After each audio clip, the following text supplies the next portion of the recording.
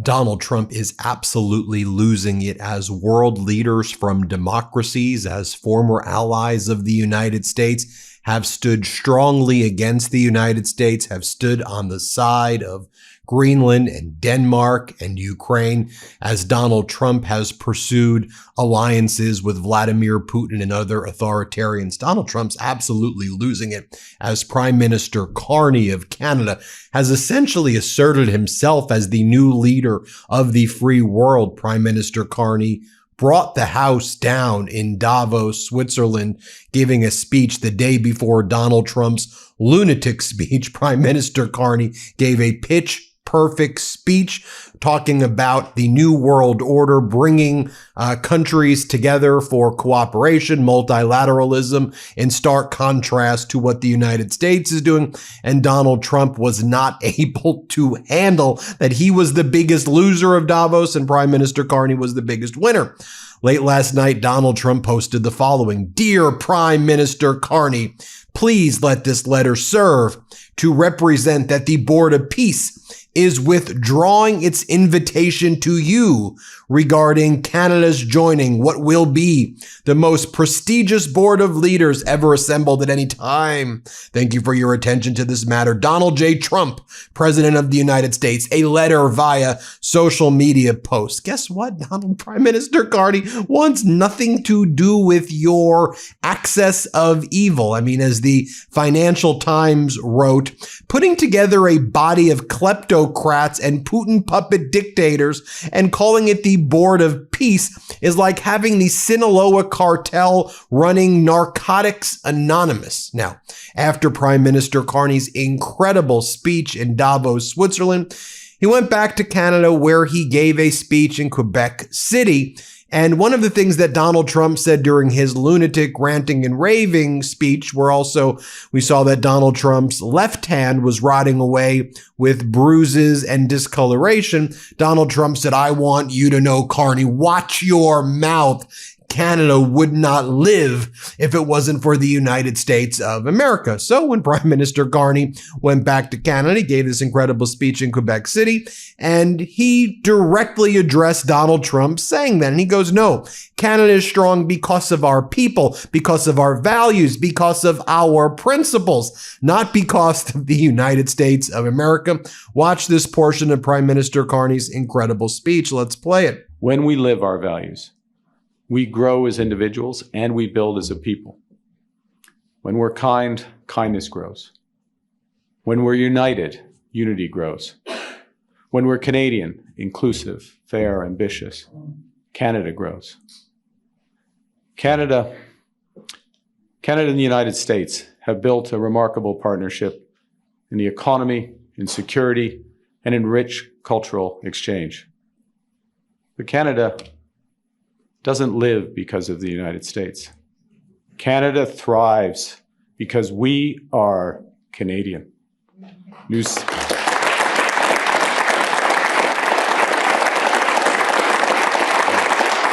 And then there was more from Prime Minister Carney's speech right here, where he further talked about the people of Canada and what makes Canada a truly great nation. Here, let's play this clip. What makes Canada a great country?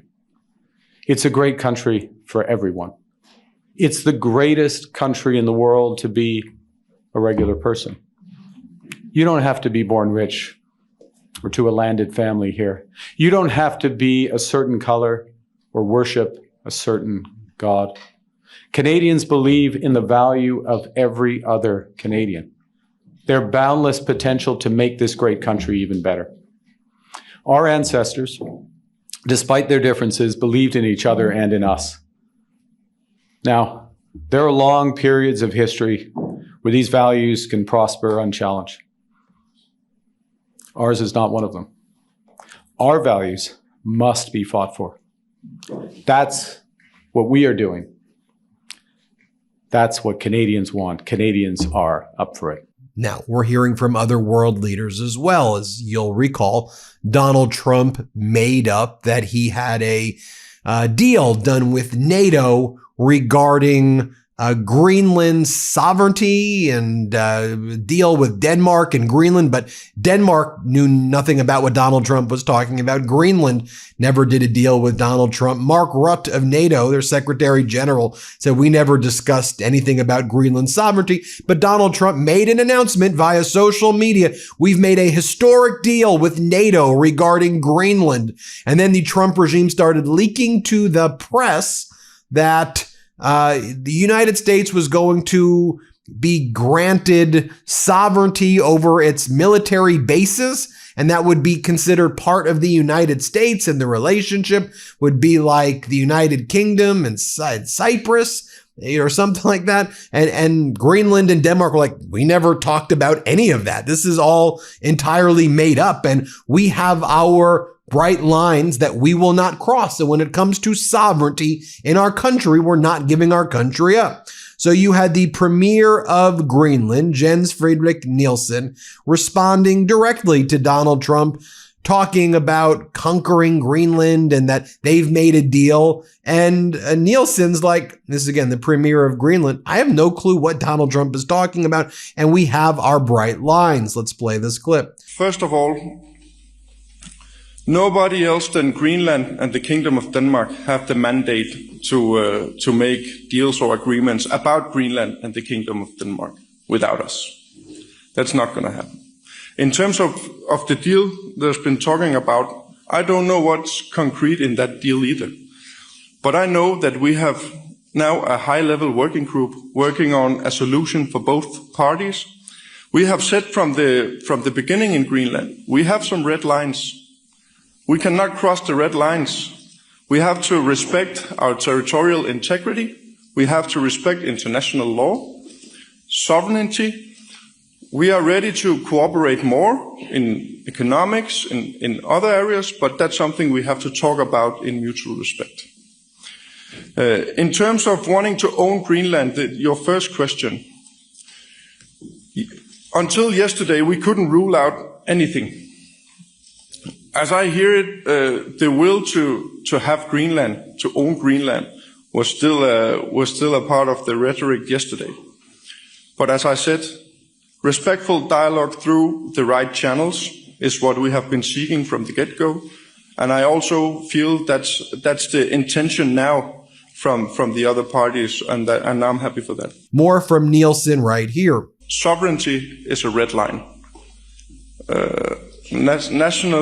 Our integrity and our borders and international law is definitely a red line that we don't want anyone to cross, and I don't think that is strange at all. Now, going back to what took place in Davos, Switzerland, you also had President Zelensky, the leader of Ukraine, giving an impassioned speech. And he was directly addressing Europe. And he's basically saying, look, Europe, look what Donald Trump is doing to Greenland, okay? Donald Trump thinks you're all weak. Look what Donald Trump was saying he was going to do for the people of Iran and then didn't do. He said he was going to protect the protesters if the Ayatollah killed one protester. We know that Iran killed thousands. Look at how he betrayed the people of Iran.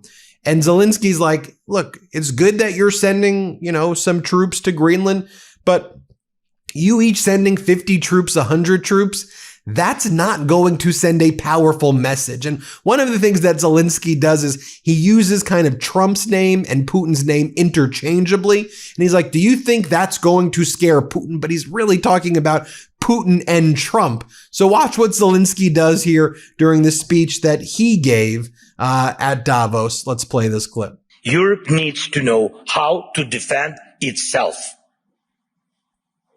And if you send 30 or 40 soldiers to Greenland, what is that for?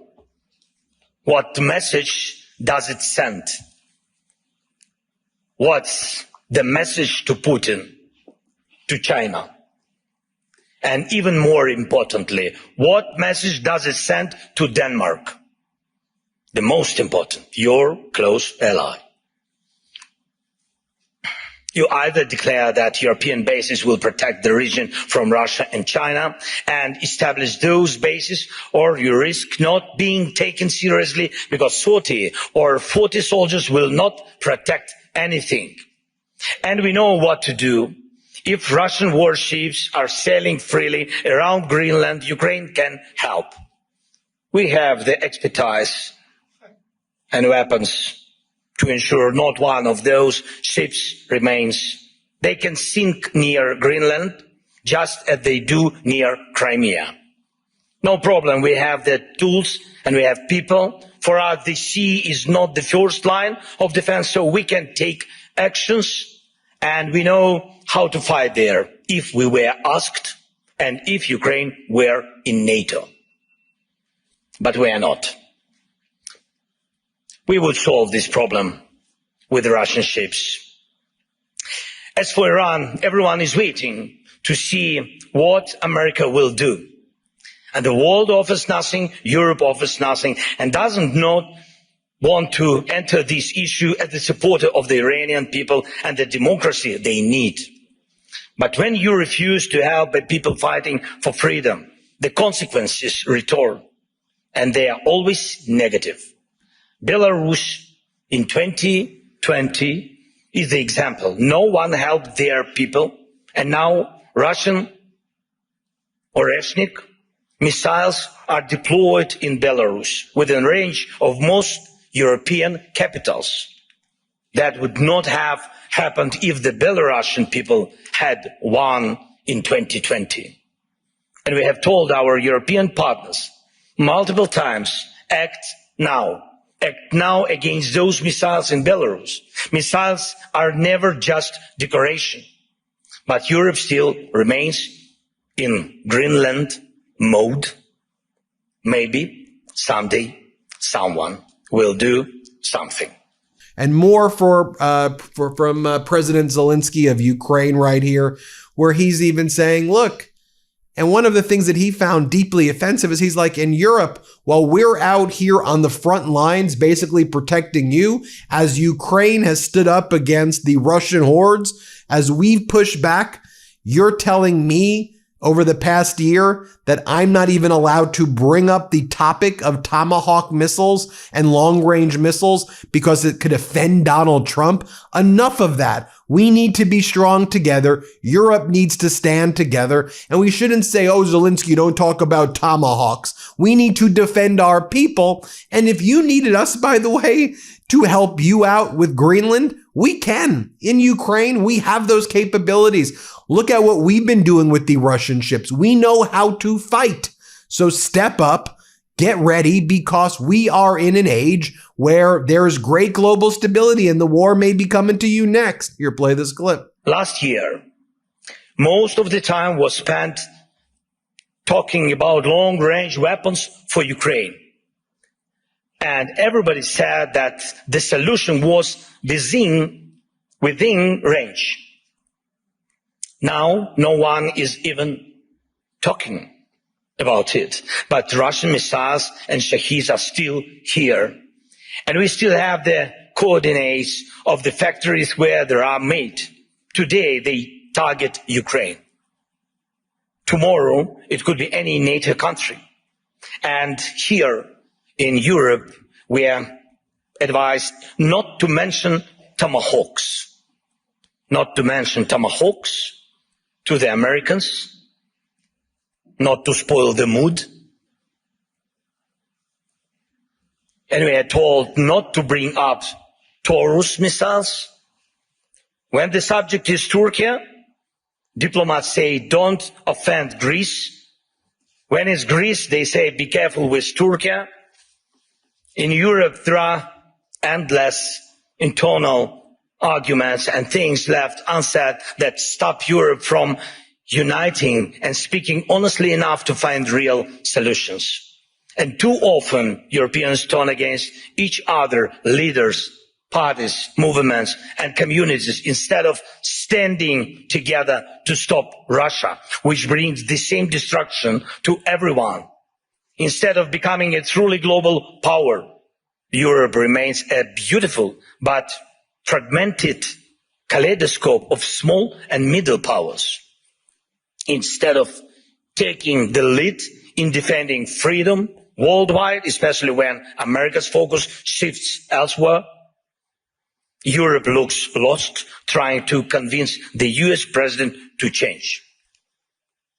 But he will not change.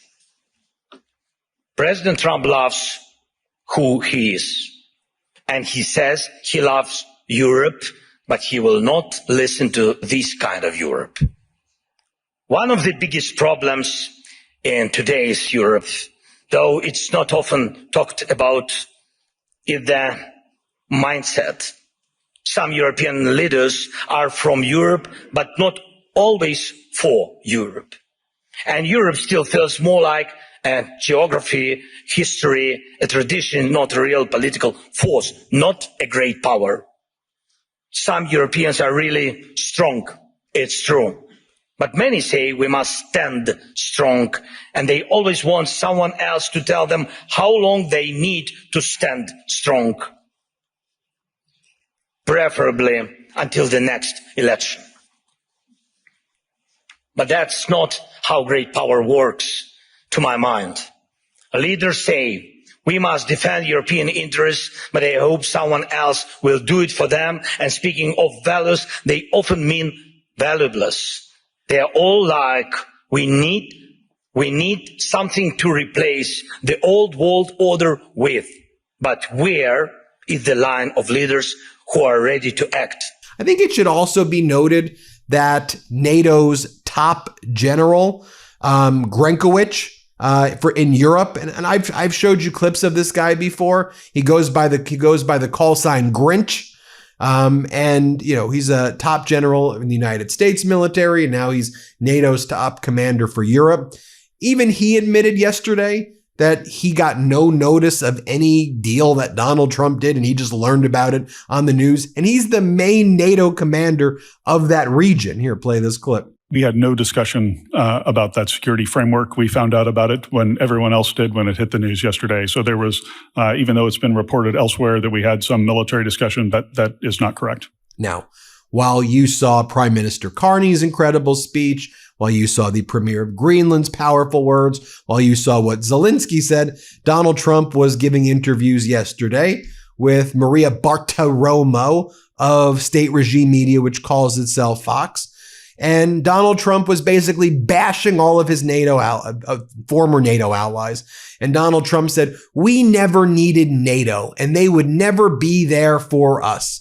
We never needed NATO, Donald Trump says. Really? Because the only country that ever invoked Article 5 was the United States, who needed NATO.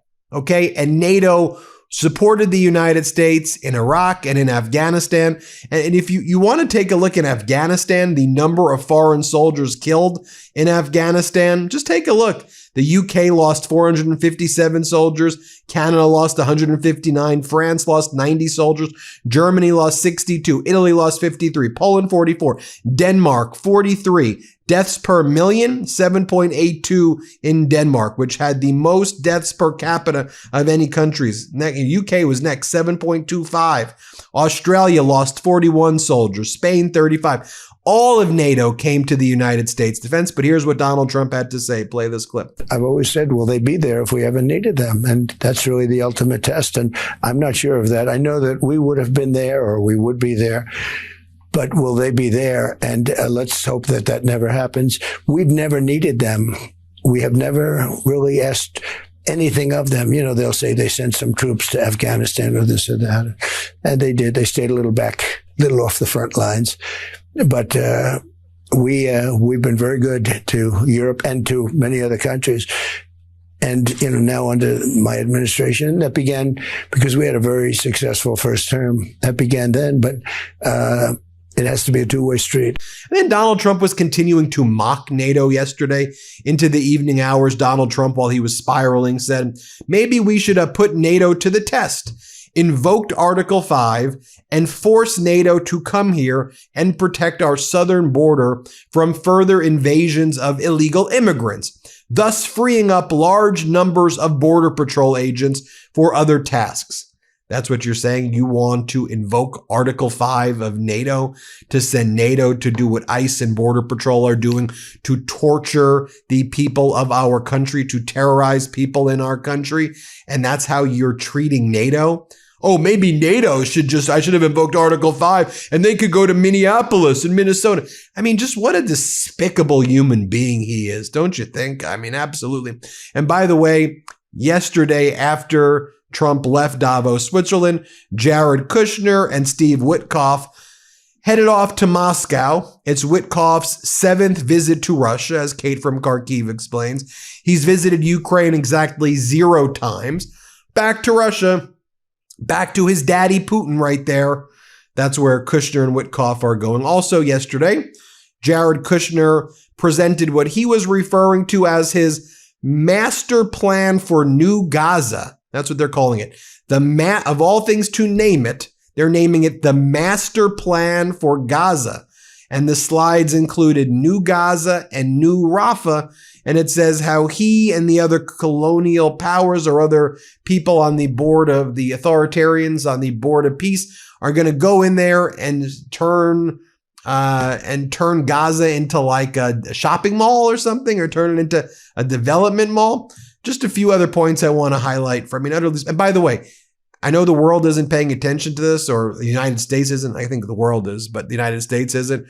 There were 3 more journalists, at least, or multiple journalists killed in Gaza the other day, murdered in Gaza, and innocent Palestinians continue to be killed every day by Netanyahu and by the Israeli army. Every day you hear more stories about that, and it's important that we don't forget about that. We report on it. To remind you what Donald Trump said about Canada, how Canada should be grateful to us. Here's what he said. By its very nature, going to be defending Canada. Canada gets a lot of freebies from us. By the way, they should be grateful also, but they're not. I watched your prime minister yesterday. He wasn't so grateful. But they should be grateful to us. Canada lives because of the United States. Remember that, Mark, the next time you make your statements. And I will also mention that Canada right now is still modeling its war plans of how it would attack the United States if the United States tried to invade Canada or invade a NATO ally. Canada preparing military models of what that would look like, and whether there would be a conventional war, whether it would be a mujahideen style insurgency against the United States. These are all being kind of mapped out as well. And then you see Donald Trump's authoritarian board, Belarus and Uzbekistan, Bahrain, Qatar, Indonesia, Russia. That's what the United States has been reduced to under Donald Trump. Thanks everybody for watching. Hit subscribe. Let's get to 6 million subscribers, and we appreciate you. Want to stay plugged in? Become a subscriber to our Substack at MeidasPlus.com. You'll get daily recaps from Ron Filipkowski, ad-free episodes of our podcast, and more exclusive content only available at MeidasPlus.com.